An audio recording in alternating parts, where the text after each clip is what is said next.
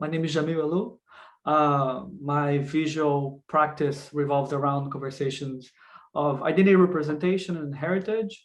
Um, my interests around art production has to do with a lot of intersections of race, sexuality, and gender. I'm very interested in the cultural impact of our background, our heritage in relation to how we understand sexuality, in the way we understand the construction of our identities. Um, a lot of the conversation and themes in my work has to do with masculinity. This question of what does it mean to be masculine? What is masculinity, and how to disrupt some of those ideas. As I'm also trying to define it, understand it, and thinking about the how definitions are not monolithic, they're elastic, they expand. Um, I use photography, video installations, um, always really thinking about how to expand my own practice. I have a background in photography, and this idea of the image and how image can be altered, can be manipulated over time by doing GIFs, by using photography in video, then thinking about projections of the photograph. So in a sense, it comes with a lot of a desire to activate the photograph in a way that it's not fixed, but moves and has some agitation even. So I have always connected with Arab culture, and Arab culture is huge. There's so much, but has always been a very deep, genuine, natural uh, interest, curiosity in learning and meeting people, and and then the conversation: where do I then um, position myself, right? Well, because it's so I can use the word convoluted, because it's hard to unpack, right? Because I can say I am Arab, or I feel Arab.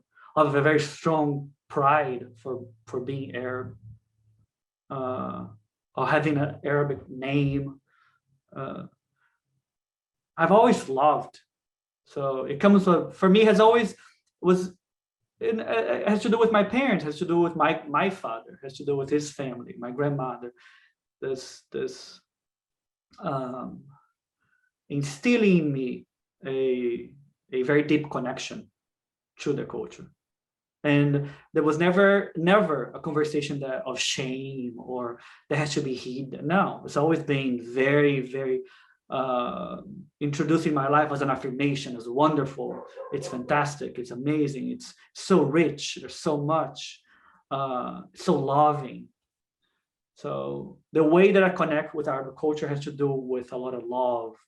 I work, I operate in a way to think about these intersections of sexuality, of race, of masculinity, um, but then thinking about intersections of a point of conflict, but also as a point of celebration.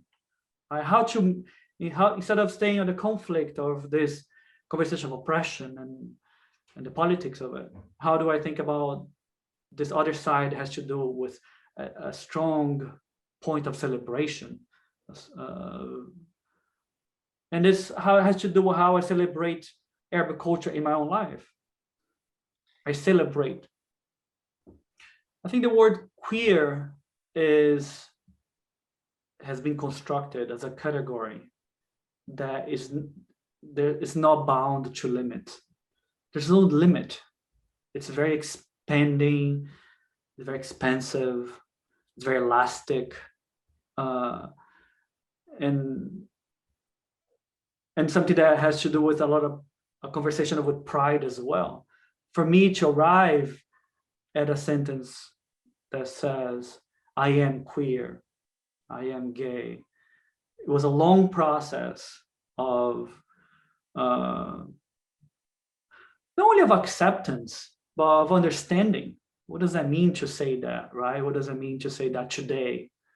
And how I have to negotiate when I say it, depending where I am, because by saying it or by expressing myself in a certain way, I can be also at risk of violence, right? A risk of oppression. So growing up for me has always been this idea of how to navigate around this conversation, how to think about masculinity as a defense mechanism, not too afraid of violence, right? And now in the work, I think about masculinity not as a defense mechanism, but as a totally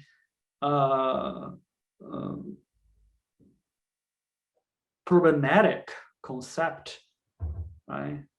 That has to do with power, oppression.